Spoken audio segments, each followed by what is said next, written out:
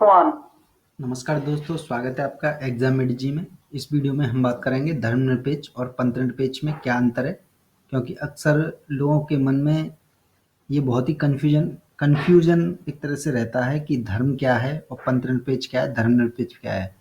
और जो न्यूज़पेपर में जो शब्द आते हैं उनसे भी कन्फ्यूज पैदा हो जाता है कि धर्मनिरपेक्ष होनी चाहिए सरकार को या फिर पंथनिरपेक्ष होना चाहिए।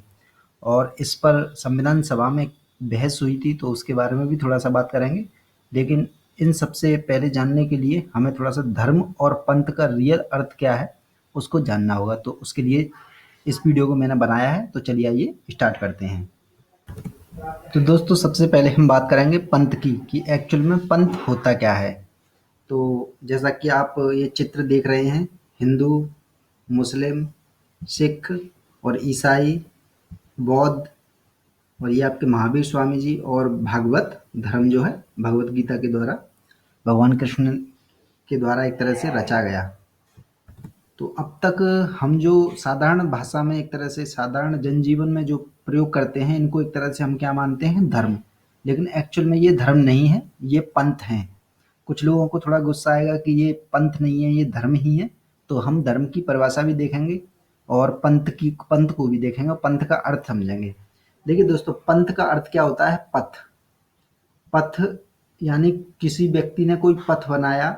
मान लीजिए ये कोई रास्ता है और ये रास्ता किसी ने बनाया है। अब इसके पीछे पीछे बहुत सारे लोग चलने लग गए एक व्यक्ति के। तो ये क्या हो गया? पथ। पथ पर चलने वाले बहुत सारे लोग, तो यही हो गया पंथ। यानी कि जैसे हिंदू धर्म के अंतर्गत जैसे भागवत धर्म है या और कोई भी चीजें हों, तो वो किसी पर्टिकुलर किसी व्यक्ति ने अ, इजाज करी हैं। जैसे मान लीजिए बौद्ध धर्म जैसे बोलते हैं हम, तो महात्मा बुद्ध की एक तरह से जो उन्होंने कहा या लिखा या सोचा समझा, तो जो लोग इनको फॉलो करते होंगे वो इनके पीछे पीछे चल देंगे, यानी कि उनके पथ पर चल देंगे, तो इन्हें ही पंथ कहते हैं।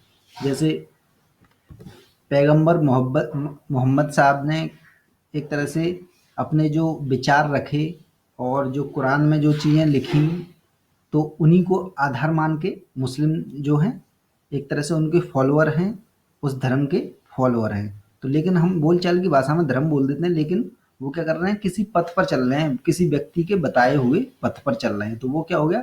पंथ हो गया। इसी प्रकार से गुरु ग्रंथ साहिब है, तो किसी व्यक्ति द्वारा लिखी गई है, तो उसके पीछे बहुत सारे लोग चल रहे हैं, तो वो क्या हो गया? पथ पर चल रहे हैं उनके, तो यानी ये हो गया पंथ।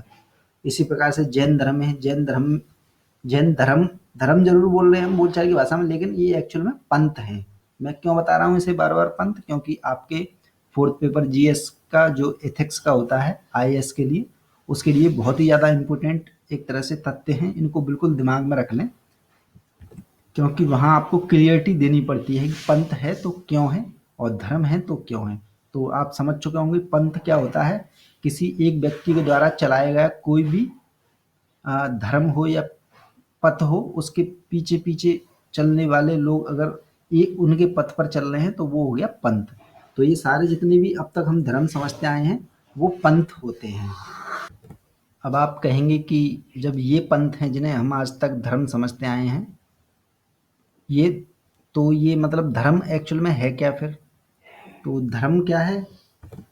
जो आपकी अंतरात्मा से जो चीज़ें निकलती हैं, यानी कि जो आपको करना चाहिए ऐसा लगता है, लेकिन कभी कभार गलती से आप कुछ चीज़ें कर देते हैं। जैसे कि किसी को मारना, आप किसी को मारते हैं, लेकिन आपकी जो अंतरात्मा होती है उसके अंदर एक जहन के अंदर रहता है कि किसी को नहीं मारना चाहिए।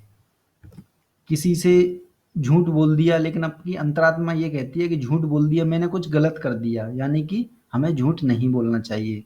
किसी की सहायता करनी चाहिए, हमारी अंतरात्मा ये कहती है। तो ये चीज़ें आती हैं धर्म के अंतर्गत। तो आप कहेंगे ये तो पंथ के अंतर्गत होती ही चीज़ें, तो ये बिल्कुल आप सही सोच रहे हैं कि ये पंथ के जो होते हैं मूल जो बातें होंगी सभी पंथ की, चाहे वो हिंदू धर्म हो, हिंदू पंथ या धर्म जो भी बोल रहे हैं आप, लेकिन वो है पंथ ही। हिंदू धर्म हो, चाहे ईसाई धर्म हो, चाहे बौद्ध धर्म हो, इनके जो मूल में होगा, मूल जो बातें होंगी वो आपकी धर्म से ही ली गई होंगी। लेकिन धर्म एक अलग शब्द है, अलग अर्थ है इनके। जो आपकी अंतरात्मा से जो चीजें निकलती हैं वो धर्म के अंतर्गत आती हैं, और जो बाह्य पक्ष से प्रेरित होकर जिनके फॉलोअर बन जाते हैं, पथ पर चलने लग जाते हैं, वो होता है पंथ। तो अब आप धर्म और पंथ का जो है बिल्कुल क्लियरिटी में इनका अर्थ समझ चुके हैं। अब बात कर लेते हैं धर्मनिरपेक्ष और पंथ निरपेक्ष की। तो हमारे संविधान के अंतर्गत जो शब्द यूज हुआ है वो पंथ निरपेक्ष शब्द यूज हुआ है, इसे ध्यान में रखें बिल्कुल। धर्मनिरपेक्ष यूज नहीं हुआ है। क्यों नहीं हुआ है? बहस हुई थी काफ़ी संविधान सभा में, तो निकल के आया धर्म क्या होता है। जैसा कि मैंने पहले बताया कि अंतरात्मा की आवाज़ होती है। तो हम एक राज्य के अंतर्गत एक अंतरात्मा की आवाज़ मतलब सत्य बोलना, या इसको निरपेक्ष कैसे कर सकते हैं, यानी इनके बिना राज्य कैसे चल सकता है। किस झूठ बोल के तो राज्य चलेगा नहीं, तो इस वजह से धर्मनिरपेक्ष शब्द नहीं अपनाया है। और शब्द क्या अपनाया है? पंथ, यानी कि किसी भी पथ पे नहीं चलेगा राज्य। राज्य का एक अपना पथ होगा, किसी पंथ पर आधारित नहीं होगा। तो इस वजह से ये धर्मनिरपेक्ष और पंथ निरपेक्ष शब्द थोड़े से कन्फ्यूजन में आप रहते हैं, तो इनको थोड़ा सा क्लियर करने के लिए ही ये वीडियो मैंने बनाया है। तो दोस्तों, मुझे उम्मीद है आपको धर्मनिरपेक्ष और पंथ निरपेक्ष शब्द आसानी से समझ में आ गए होंगे बड़े ही अच्छे ढंग से। अगर फिर भी कुछ चीज़ें रह जाती हैं तो कमेंट बॉक्स में ज़रूर लिखें, या आपको कुछ गलत लगा फिर भी आप लिखें, और इस वीडियो को लाइक करना बिल्कुल ना भूलें। तो देखते रहें एग्जाम मिड जी। धन्यवाद।